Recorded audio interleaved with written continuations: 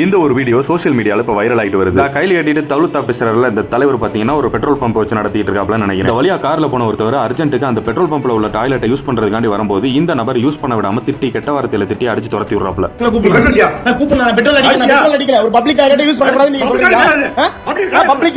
Petrol அடிச்சியா? நீ petrol அடிக்கல, எதுக்கு என் பம்ப்ல டாய்லெட் யூஸ் பண்ற, கிளம்பு அப்படின்றாப்ல. அதே மாதிரி இது ஒன்னும் பப்ளிக் டாய்லெட் இல்ல அப்படின்னு சொல்றாப்ல. அந்த நபர் சொல்றாரு இது பப்ளிக் தான் அப்படின்னு சொல்றாரு. உண்மையிலே அது பப்ளிக்கா இல்லையா? ஆமா, பெட்ரோல் பம்ப்ல இருக்கிறது பப்ளிக் டாய்லெட் தான். நீங்க ஒரு பெட்ரோல் பம்ப் வைக்கணும்னா ஒரு 6 சர்வீஸ் மக்களுக்கு ஃப்ரீயா கொடுத்துதே ஆகணும். மக்கள் உங்க பெட்ரோல் பம்ப்ல பெட்ரோல் அடிக்கிறாங்க அடிக்கல அதெல்லாம் முக்கியம் கிடையாது. அந்த 6 விஷயத்தையும் நீங்க ஃப்ரீயா கொடுத்துதே ஆகணும். அதெல்லாம் என்னன்னு பார்த்தோம்னா உங்க பெட்ரோலோட தரத்தையும் அளவையும் செக் பண்ண அனுமதிக்கும். எமர்ஜென்சி கால் கண்டிப்பா இருக்கணும், அதாவது ஒரு போன் இருக்கணும், ஃபர்ஸ்ட் எய்ட் கிட் கண்டிப்பா இருக்கணும், பாத்ரூம் கண்டிப்பா இருக்கணும், வயசானவங்க சின்ன குழந்தைங்க லேடிஸ் இவங்களுக்காக வைக்கப்பட்டது. அதுக்கு நீங்க காசு கொடுக்கணும் அவசியம் இல்ல, பெட்ரோல் அடிக்கணும் அவசியம் இல்ல, சுத்தமான குடிநீர் இருக்கணும், நீங்க குடிச்சுக்கலாம். நம்ம வண்டிக்கு காத்தடிக்கிறோம்ல அதுக்கு காசு கொடுக்க தேவையில்ல. இது எல்லாமே அந்த பம்ப்ல நீங்க பெட்ரோல் அடிக்கலைனாலும் அவங்க ஃப்ரீயா கொடுக்க வேண்டிய சர்வீஸ். கொடுக்க முடியாதுன்னு சொன்னா கம்ப்ளைண்ட் பண்ணி லைசன்ஸே கேன்சல் பண்ணலாம்.